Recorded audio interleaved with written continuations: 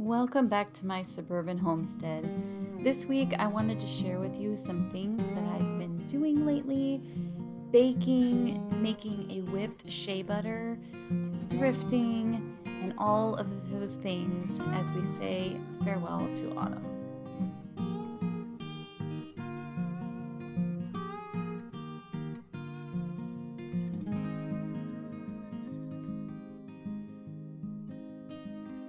We have really looked out with the beautiful fall weather this year, and I'm just soaking up all the sun rays.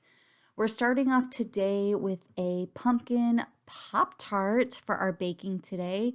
I like to start the diffuser, and I also like to light a candle just to sort of set the mood for baking and making it more enjoyable. As you can see, we're in our pajamas. We started this first thing in the morning because there are several steps to the Pop-Tarts. And the first thing is the pie crust, and we wanted it to be able to sit in the fridge for a couple of hours before we rolled it out. I also like to use a kitchen scale just because I don't have to clean all the different measuring cups when it comes to baking. I just measure everything out in that bowl and make sure to zero it out with the addition of each new ingredient. And our first step here is we are adding 125 grams of all-purpose flour. You could also do, if you're using measuring cups, 1 cup and 1 teaspoon. I'm using the Little Spoon Farm sourdough pie crust, and I will just link her recipe in the description box below this video. I really like her recipe if you're intimidated by pie crust because you have to make sure this is cold and it's like such a precise science. I recommend her recipe. Next, we added 30 grams of sugar, or if you're doing the measurements, you can do 2 tablespoons. Next is a half a teaspoon of salt. Just do that 2 times. I wonder how many grams it is. I'm curious. Whisk those dry ingredients together. And then grate the cold butter using just a cheese grater. I made sure my butter was sitting in the freezer before I grated it.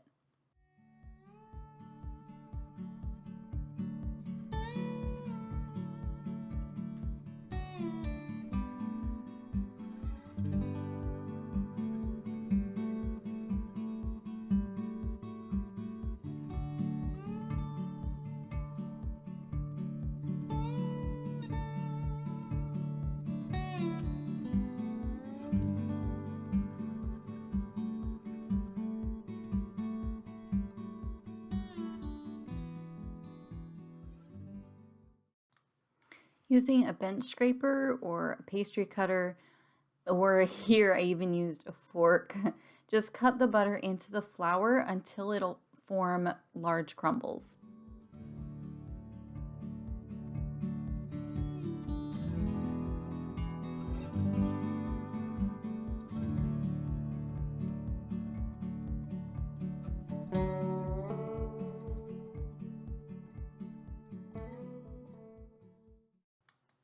Lastly, we're adding 125 grams of sourdough discard and 5 grams of white vinegar. Again, the measurements for that would be a half cup of the discard and 1 teaspoon of the white vinegar. You're going to add that to the mixture and then use a fork to bring the dough together. And you can use your hands to bring the mixture into a ball and press into a rectangular shape.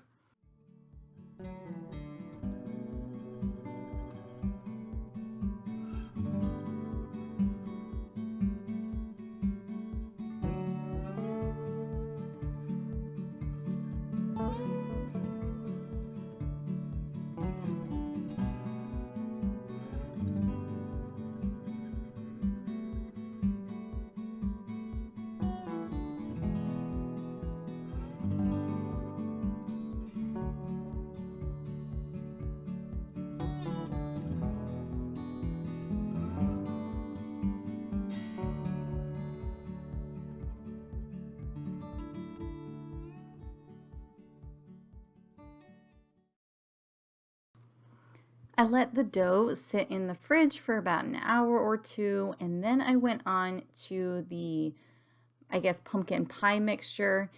So all you need is a half a cup of pumpkin puree. Here I'm just using organic pumpkin puree that I found at Sprouts, so you don't really need any particular type, I guess. I know people recommend certain brands. It doesn't matter for this recipe, in my opinion.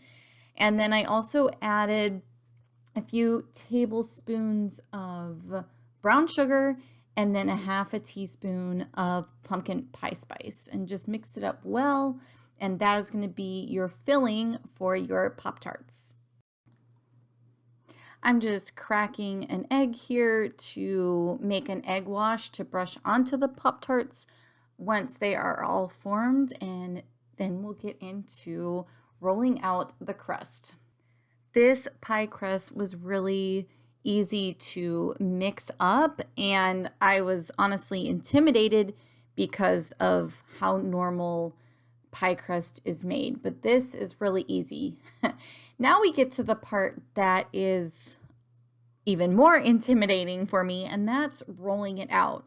So if you're watching and you're pointing out all the things that I did wrong, I know, I get it. I'm sure my husband will never watch it because it'll just be too painful for him. So I do understand, and I like to do these actually when he's away so I can just experiment and make mistakes and do things on my own and learn from those mistakes. You know, we all have to start somewhere. In fact, I grew up mainly with my dad, and he didn't have any cooking experience.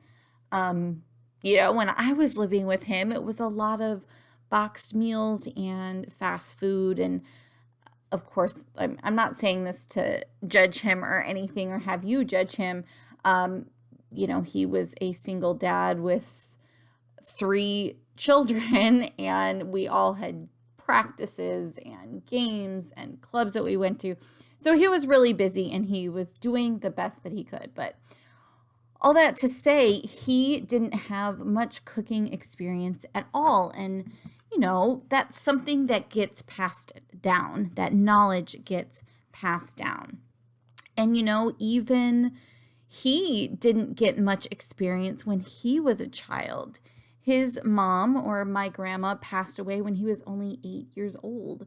So it's just something that wasn't passed down from generation to generation, at least from my family line. So now as a homemaker, this is something that I'm really embracing, and it's quite uncomfortable for me to film this and put it out there for everyone to see. But in that uncomfortableness, if that's a word, I think it's a really good teaching moment for other homemakers and other moms as well, because gosh, we just have all this time during the day to decide what we want to do with that time. And it's nice to be able to practice and, learn new hobbies, whether that is baking or sewing or gardening or whatever have you. So baking is one of those hobbies that I do enjoy, but it doesn't come naturally to me. So this is just all that to say, I guess it's just permission to try things and fail. Like, it's okay. It's okay to fail. We just pick ourselves up and try again, and you'll do better next time, but it doesn't come right away.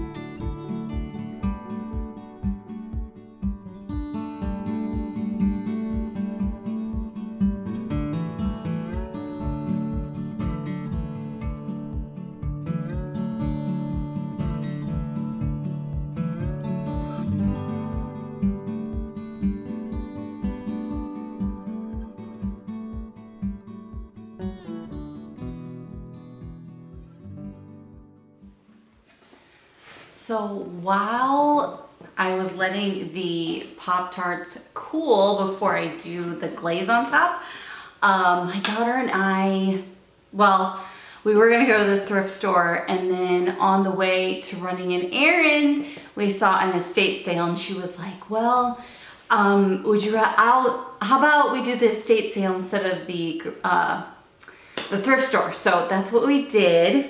And oh my gosh. And we went in, and it was full of old vintage furniture and books and just so many knickknacks. Now, it was pretty pricey, so I kind of went in mind with like, what would I find at an antique store and what do I think the price would be there, and compared that to this estate sale. So I didn't get any clips at the estate sale, but I did end up going back for something, and it's totally not a necessity, but I got this old like French coffee grinder. So we have an empty space in our kitchen that I would like to turn into a coffee bar. I haven't found a piece of furniture that I would like to go there. Probably just like a council table or maybe even a side buffet. I'm not really sure, but I haven't found anything that I love yet.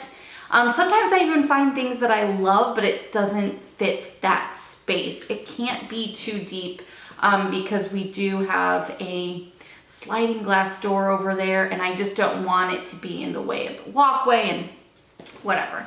So I'm still looking for a table, but when I get there, I think it would be really cool to display this French coffee grinder on the coffee bar. And I think it looks functional. Everything was in such great shape. I wanted to buy more. The dovetail detail, that's what I normally look for in like drawers, just because you can tell the craftsmanship is there. It's just a good quality piece. So that was what I did while these Pop-Tarts were cooling. Now let's get to making the glaze. For these Pop-Tarts, I just used different recipes from various places. So I used the, Pop-Tart pie crust from Little Spoon Farm. I'm not entirely sure where I got the pumpkin pie filling, but it's really basic. I could have just found that anywhere.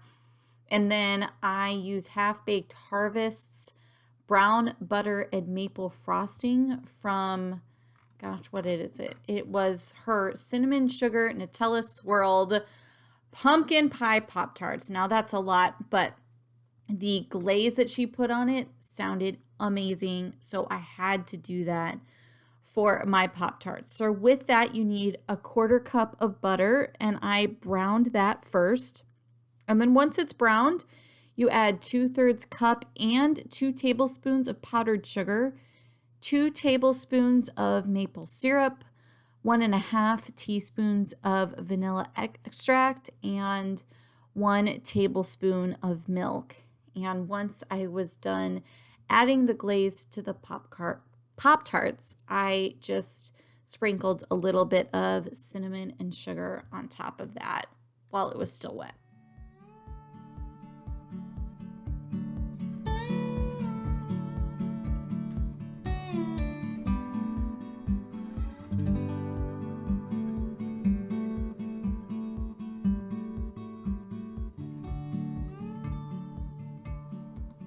One thing I'll work on next time is getting the better ratio of crust to the pumpkin pie filling, but the glaze on top totally made up for that.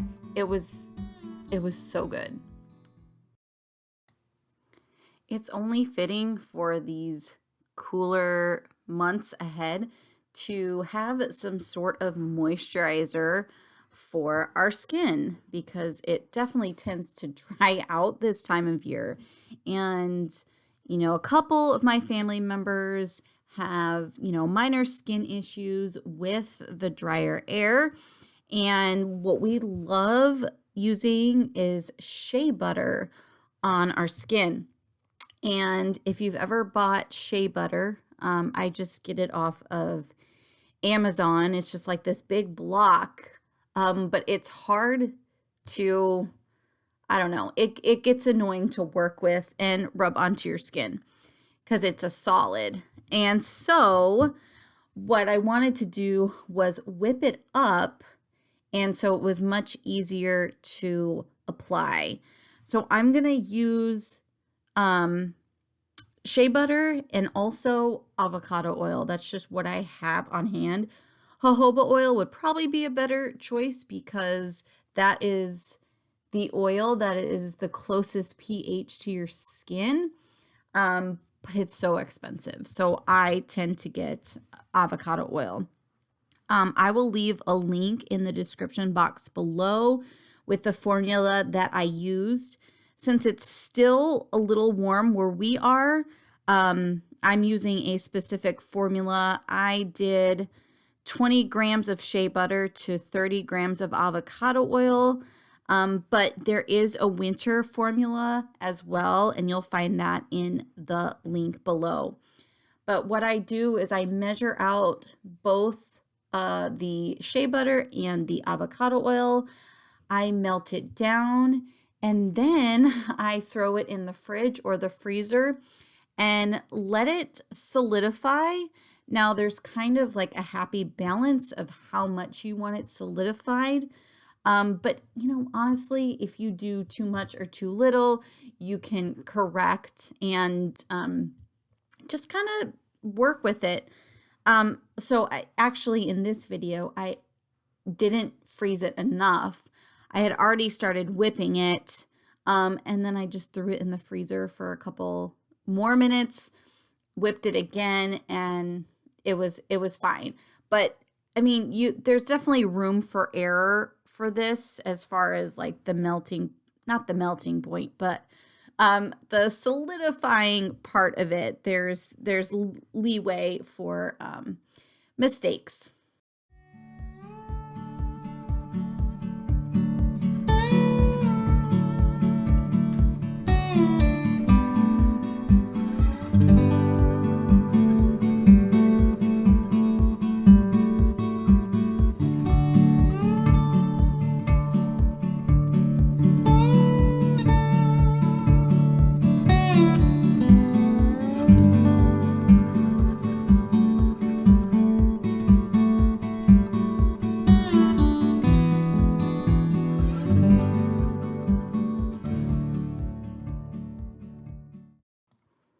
And I have one more important task to do for our farewell to autumn, and that's to pick up these leaves. Leaves are so useful on a homestead, and so I'm very grateful for the couple of trees that I have on our property. They're great for the compost if you need extra brown material, which is usually hard to come by.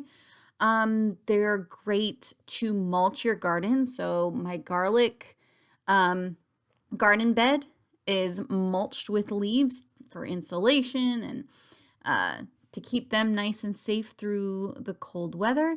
And gosh, the chickens absolutely love to scratch them.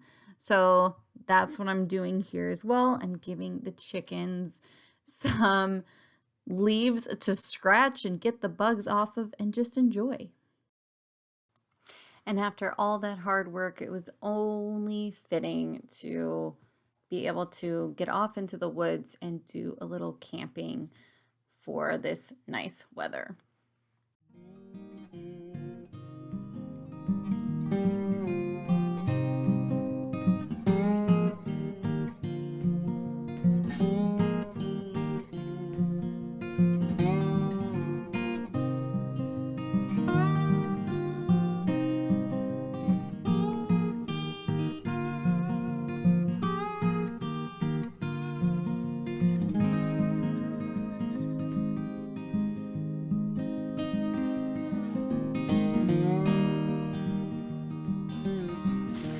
that's funny. I want to go bed with my